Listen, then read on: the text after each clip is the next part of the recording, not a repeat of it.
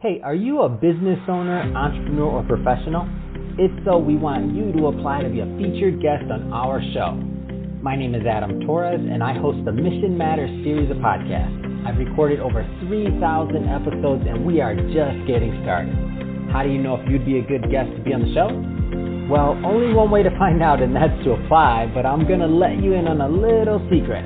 We want guests that have a story to tell, guests with a brand, a product, or a service that can benefit my audience of listeners. If this sounds like you, go to missionmatters.com and click on Be Our Guest to Apply. I'd love to talk to you and get to know more about your story. Again, head on over to missionmatters.com and click on Be Our Guest to Apply. All right, now let's get into the show. Hey, I'd like to welcome you to another episode of the Mission Matters Business Podcast, your source for all things business. My name is Adam Torres. You can follow me on Instagram at AskAdamTorres to keep up with my book releases, book tour schedule, signings, all that other good stuff. Always love to connect with you there. And as always, if you'd like to apply to become a co-author of one of my upcoming books, just head on over to the website, missionmatters.com, and click on Become an Author to Apply. All right, so today I have Judge Renee Cardwell Hughes on the line, and she's President and CEO over at Philadelphia OIC. Judge Hughes, welcome to the show. Thank you, Adam. It's a pleasure to talk with you. So I'm excited to talk about today's topic. We will talk about the future of workforce, preparing for jobs after the pandemic. But before we do that, just to give people a little bit more of the background of the work that you're doing over at Philadelphia OIC, tell us a little bit more about the organization, please. Thank you. Philadelphia OIC is an amazing organization. It was founded in 1964, so it's 56 years old, and it's had the same mission, and that is to eradicate poverty through education and employment. What we know for a fact is that there are only two things that make a difference with respect to poverty, education and employment. And so we have, throughout this time, always trained people for work. The work of today and the work of tomorrow. So obviously the whole country, the whole world for that matter, is going through a big transition period in the middle of this pandemic. And we know, unfortunately, that, there's a lot of unemployed people right now. I mean, what type of things should unemployed people be doing to prepare for this future of the workforce in America? This is an excellent time to reassess where you are and what you need to do to position for the way work will be done in America. I don't think that we will completely return to buildings. There will be some significant percentage of remote working. There's a portion of the community that likes that flexibility, and they are good at it. I think the significant portion of the community will return to working together and working in locations. So this is a good time to assess and retool. Where do you stand with respect to digital literacy? And we throw that word around lightly, but it's something that people really should think about. How sharp are your digital skills? Is this a good time to go back to school? And you could be going back to school for a GED. You could be going back to school to get your BA, your master's. It doesn't matter. But this is a good time to sharpen your skills, to make sure that as opportunities present themselves, you're ready. So, as these opportunities present themselves, and this different change in climate and workforce all around, the jobs could potentially change also in terms of what type of industries or what this whole workforce field even looks like in a post-pandemic United States or world. So when you think about things like that, what kind of industries do you see maybe as being on the horizon for job growth overall? Let's look at today and let's look at the horizon. So if we look today, as odd as this may sound, healthcare is blossoming. Many people are getting burned out. They're leaving the position, but America's need, the healthcare workers at every level, is growing. It's growing exponentially. What we see is that rural America does not have the resources that it needs. Even suburban America is not prepared for what has happened to the country. So we continue to see healthcare opportunities as being the right place to be. It's an area that's never going to leave America. To that end, advanced manufacturing. What does that mean? What have we all been waiting for? The vaccine. But the vaccine requires specialized skills to go into manufacturing. It's a hyper clean environment. So the way environmental services operates is changing. That's what's going to allow us to reopen office buildings, changing the way we clean office buildings. So environmental services is a wonderful entry area to look at. People should focus on environmental services. They should focus on certified nursing assistants.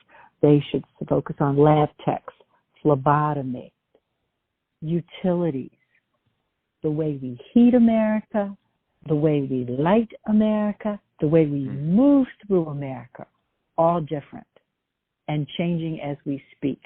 So I would advise people to look at utilities, gas, electric, solar. One of our most popular programs is solar. Financial services industry, another place that continues to grow, and the nature of jobs are growing. I would imagine that many of the people listening to your show have never met a teller, a bank teller. Those jobs don't necessarily exist, but personal bankers exist. And you don't have to be rich to have a personal banker. You simply have to call the 800 number. There are lots of opportunities that exist. They're just changing. And so we need to change in the way that we prepare people for work. I think if people could focus on anything, I'd ask them to focus on, if I woke up today, I have the opportunity to learn something new. So before I go to sleep, what did I learn today that will help me be better tomorrow? You took me back a moment when you said a lot of the people listening maybe haven't seen a bank teller, been in a bank, and I had to ask myself, I'm like, when's the last time I've been in a bank? It's been a while. Yeah. But if you think about it, your grandparents knew their banker by name, knew their grandparents' children by name. We live in a different world, but it doesn't mean that there isn't a need for people, because if you have an issue or a question, at some point, you're not going to press a number on the computer. You're going to reach for a human. You're going to press 0. Give me a human. Humans will always be important. And so customer service skills, the ability to help people solve problems when you're not in the same space, those skills are critical. So Philadelphia, so your area that you're working at with Philadelphia OIC, so I mean it's one of the poorest big cities in the nation. What is Philadelphia OIC's strategy to help reduce the poverty in Philadelphia? First and foremost, the opportunities that we offer at OIC are free. So we spend an enormous amount of time looking for support, funding for opportunities, because we don't want economics to be a barrier to a person getting the skills they need to succeed. So everything at OIC is free. What it requires from you is a commitment and sweat equity to come in and do the work. And what we do is ensure that you have not only the education that you need, in other words, your high school diploma, digital literacy, we also focus on those life skills that allow you to be successful. I mentioned advanced manufacturing and healthcare. Those are arenas in which the title may not sound fancy, but you have to approach that work knowing that what you do is important. Think about this. When you talk about advanced manufacturing or you talk about biopharma manufacturing, you're talking about an environment where the slightest bit of dust could alter the way a formula works. So your job may be to clean equipment, but that's a critical job. It is essential to the success of the company. So the mindset that we create here at OIC is that there is dignity in all work, and all work requires your best. Nothing less is acceptable. But that is also the mindset that will get you promoted. If you really believe that what you do is important and it's vital to the success of the company, then you don't limit yourself. You look at the entire company and say, how can I add value? I'm going to add value today. And when you do that, then you are the person that gets promoted. You are the person that takes on greater responsibility.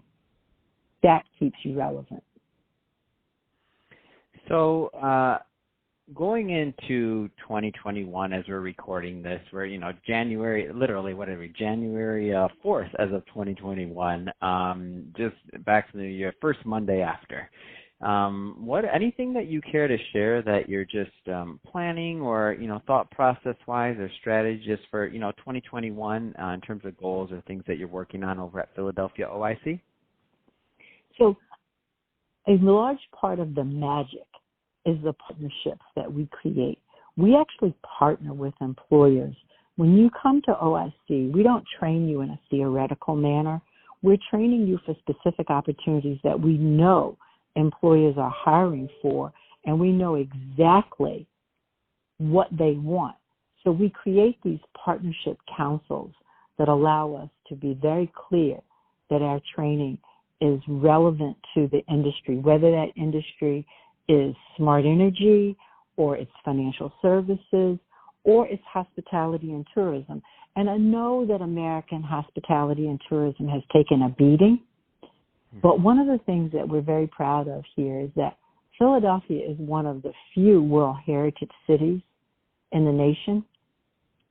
It is the only one in the nation, and it's one of the few in the world. Hospitality and tourism will return. And when it returns, it will return with a vengeance. So customers, think about it. I bet you didn't travel at all this year. You haven't probably traveled since last January or February. I can't wait. I'm so excited to travel. I cannot wait. It's going to come back because I'm going to be the main one traveling. There you go, Adam. And I have to tell you, my family's joining you, okay? We're already plotting our trips. So tourism is coming back. And so people think that, restaurants are going to die. No, they're not. That is not the nature of America. We will reinvent, we will retool, and I think you're going to discover that some people are going to like some things that we thought of only for ski resorts. Eating outside with a heat lamp in your own little bubble that's been created just for you has a real appeal to it. So we continue to watch hospitality and tourism because we do believe it's going to come roaring back. And one of our most successful programs continues to be culinary arts. We've trained nationally recognized chefs. We will continue to train nationally recognized chefs who will reshape the way we eat in America. So I really do think the future is bright, but it's bright for companies like Philadelphia OIC because of our willingness to listen, learn, partner, adapt to where America is headed. And that's what makes us special. Fantastic. So if somebody is listening to this and they want to learn more about Philadelphia OIC or to get involved, a lot of business owners, entrepreneurs, executives listening, not just in Philadelphia and the United States, but worldwide, how does somebody connect with the organization? The easiest and the best way to contact us is to go to our website, and it's philaoic.org, philaoic.org. That's the easiest way to get us. But you can put that same thing, Philly OIC, and you'll find us on Facebook. We're on YouTube. We're on Instagram. We're easy to find, Philadelphia OIC. And we welcome partners from around the country. Reach out to us. We're happy to share what we know works, and we're also happy to help people. You don't have to live in Philly to come be a part of the Philadelphia OIC success story. Wonderful. Well, Judge Hughes, really appreciate you coming on the show today to share more about all the great work that's going on over at Philadelphia OIC and the really, crucial issues that you're working towards solving and really just being a benefit out there. And I'm happy to bring this story to my audience. And to everyone listening, I hope you got a lot of value out of this, of course. And if you're a first-time listener, don't forget, hit that subscribe button. Like to have you back and be a return listener. And Judge Hughes, thanks again for coming on the show. It's been a pleasure. Thank you, Adam. It was a pleasure to talk with you.